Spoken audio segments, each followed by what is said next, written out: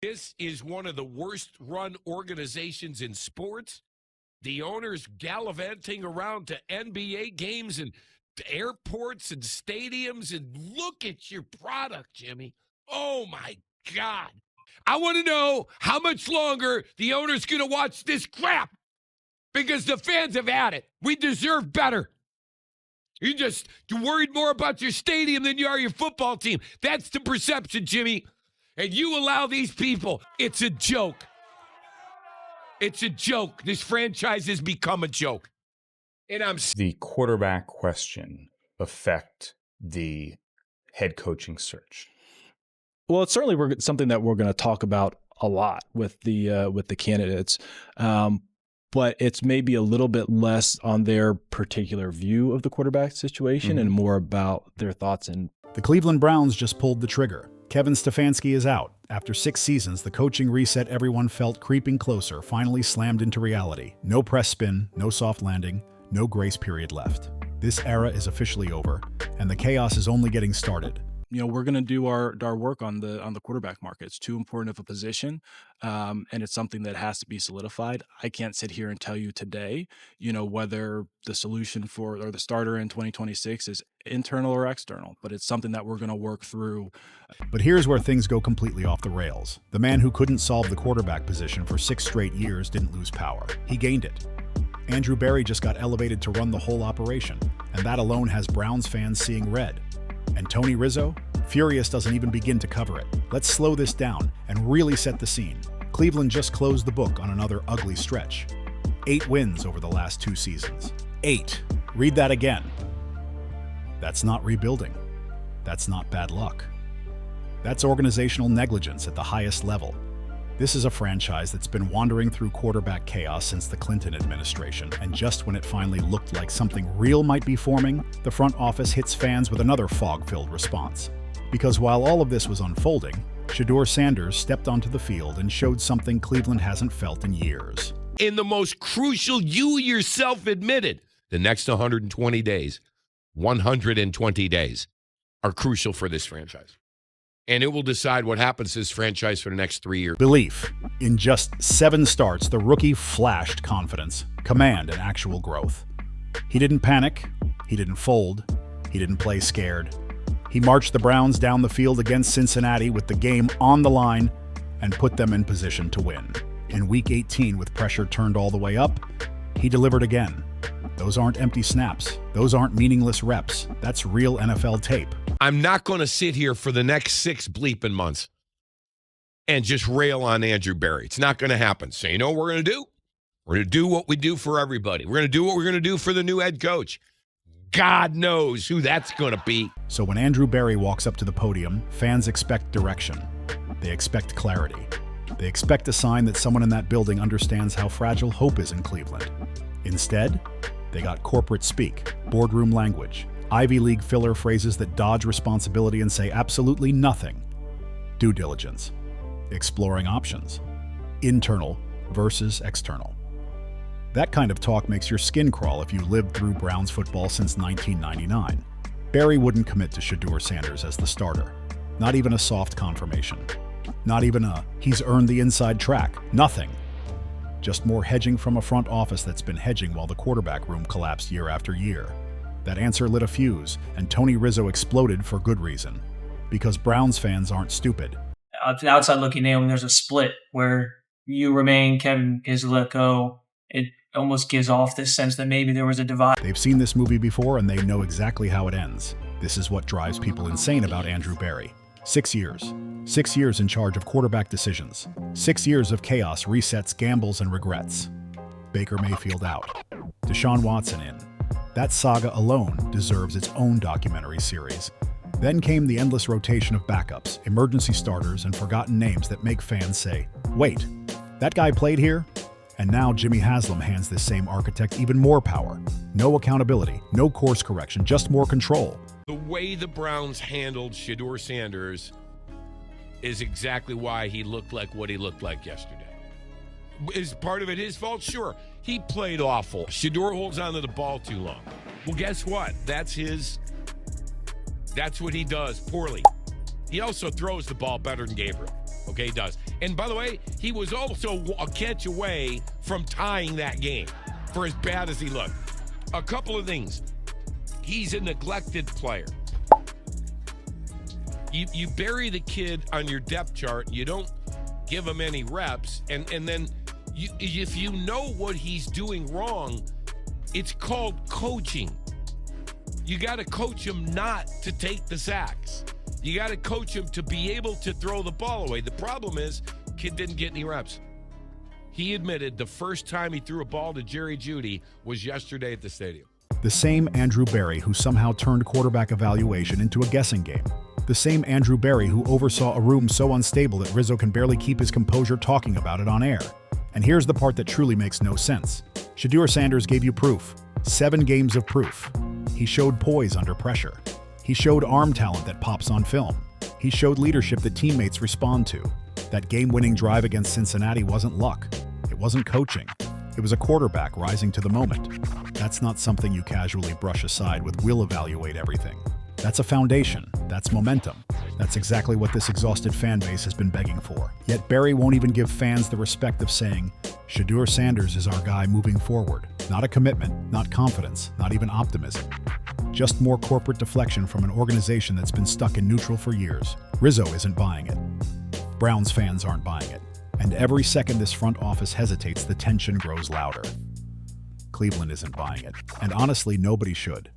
The timeline here is everything, and Jimmy Haslam didn't help when he flat out admitted the next 120 days will define this franchise for the next 3 years. 120 days. That's not patience. That's a countdown clock. Actually, this is either an Andrew Berry or a Kevin Stefanski quote from my time in Cleveland, and he talked about his method of roster building.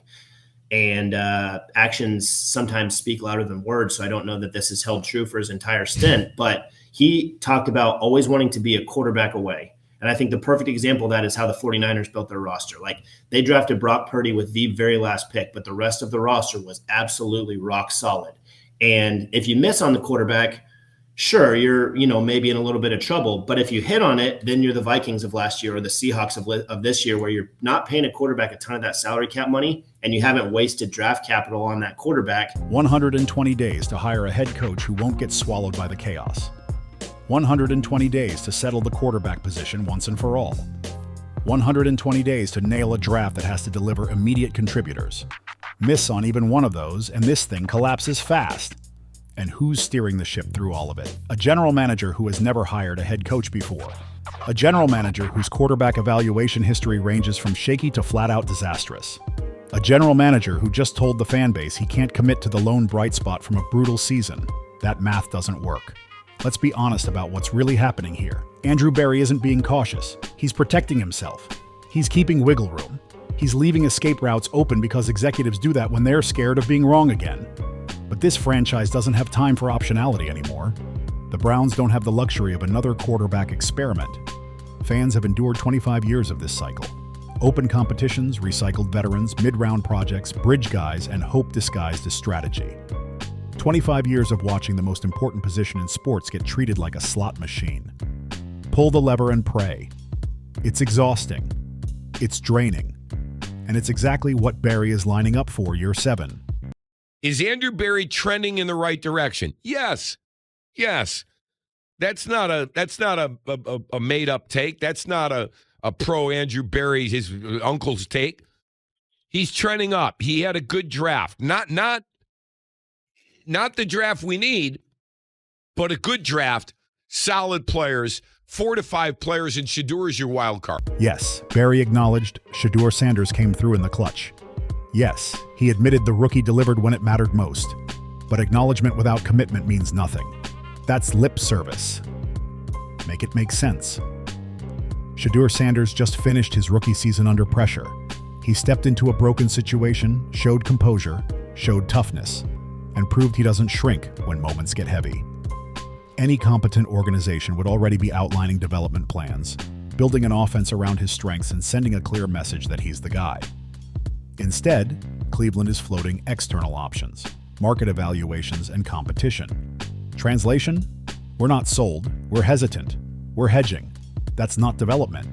That's how you undermine a young quarterback before he even gets a real chance. And Tony Rizzo sees it clearly. This isn't about blind loyalty to Shedeur Sanders. This is about philosophy. This is about whether the Browns have learned anything after 2 decades of dysfunction. Indecision at quarterback is a decision. You know, being a GM is not just the drafts. And obviously he hasn't had the first round picks until this year. It looks like he had a good draft class. I know it didn't look that way yesterday if that was your first Browns game, taking in these rookies. But it was in Pittsburgh. There are reasons. But it's also roster management over time.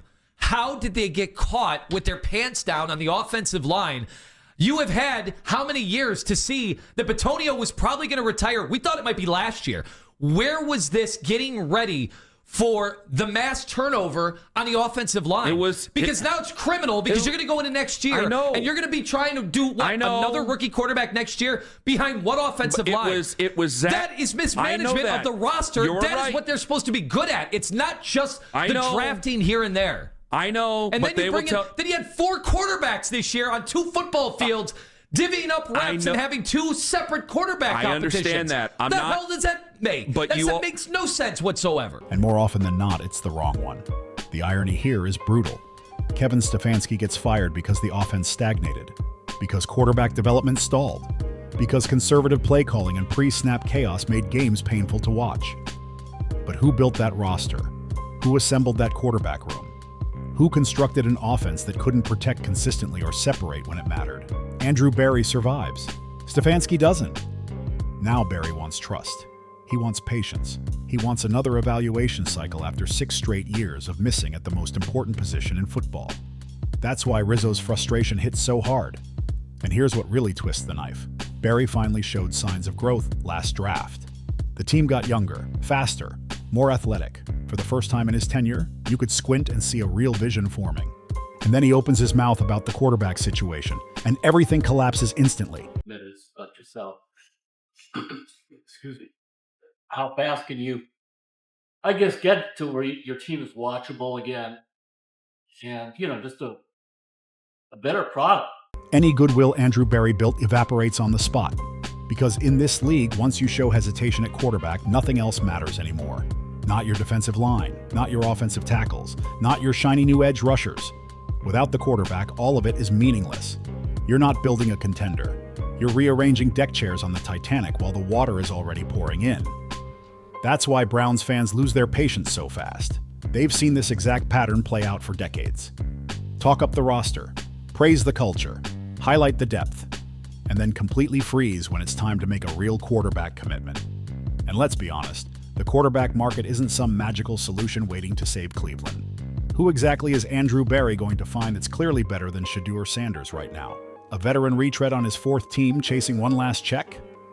A rookie prospect who needs 2 years just to learn how to read NFL defenses? That's not progress. That's delay disguised as strategy. The truth is, when you've been stuck in a quarterback desert for 25 years, every mirage starts to look tempting. But the grass isn't greener on the other side.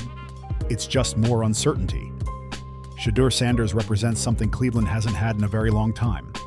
Stability, not perfection, not superstardom yet. Stability. Do you want to go through Andrew Berry's track record of quarterbacks, receivers, and offensive linemen he has drafted as the general manager of the Cleveland Browns? Yeah, they're terrible. It is horrific. So the 3 positions this team needs most, quarterback, receiver, and offensive line, in whatever order you want to say, you're going to trust the guy that took Jed Wills in the 1st round, passed over Tristan Wirfs. His receivers, Anthony Schwartz, David Bell, Cedric Tillman. I'm sure I'm missing some other guys in the mix, but none of them have panned out because the Browns don't have any receivers to show for, and the quarterbacks they've drafted. The book is still not out on Shedeur and Dillon. They may turn out to be good, they may not, who knows. But the other guys, DTR, Deshaun Watson, objective failures. So no, one good draft, it is great to have it in your back pocket, but it does not erase all the subpar drafts, questionable free agent decisions, cap management that has been good at certain times and maybe not so good at others. The kid showed enough composure, enough toughness, enough command that you can confidently say, this is our guy for the next 3 years minimum. That matters. Continuity matters. You can build an offense around his skill set. You can tailor protections. You can hire a head coach who actually wants to develop a young quarterback instead of juggling a competition every summer. For the first time since Bernie Kosar, There's a realistic path to quarterback continuity in Cleveland. But here's the catch. That path requires courage. It requires conviction. It requires Andrew Berry to stand at the podium and say, "We're committing to this guy," and live with the results. And based on that press conference, that level of accountability seems like too much to ask. That's why Tony Rizzo sounds the way he does. His frustration isn't noise, it's a reflection. He's voicing what Browns fans have been screaming for years. They're tired of quarterback competitions. They're tired of evaluations. They're tired of due diligence being used as cover for indecision. Fans don't want hype anymore. They don't want another reset. They just want the organization to pick a quarterback and stick with him long enough to actually find out if he's the answer. That's it. The next 120 days are going to expose everything about this franchise. Will Andrew Berry finally commit to Shedeur Sanders? May be just as hard because of all the different challenges and things that you face. And so what we're going to do, we're going to ensure that we have a process that is well defined in terms of what we're looking for and what the role will be specific to our organization. Will the new head coach believe in the young quarterback instead of hedging from day one? Will this organization finally break the cycle that's defined it for an entire generation? Or will we be right back here in 2 years, watching Berry explain why the next quarterback experiment didn't work, watching another regime get cleaned out, watching Cleveland hit reset yet again? Rizzo isn't optimistic, and Browns fans have every right to be skeptical. And Shedeur Sanders? He's probably already realizing how fragile his situation really is. The Cleveland Browns have 120 days to get this right. The clock is ticking louder by the day, and based on Berry's refusal to commit, it's already starting to feel like another swing and miss from the factory of sadness. Some things never change in Cleveland, and that's exactly why Tony Rizzo is torching the Browns front office this morning.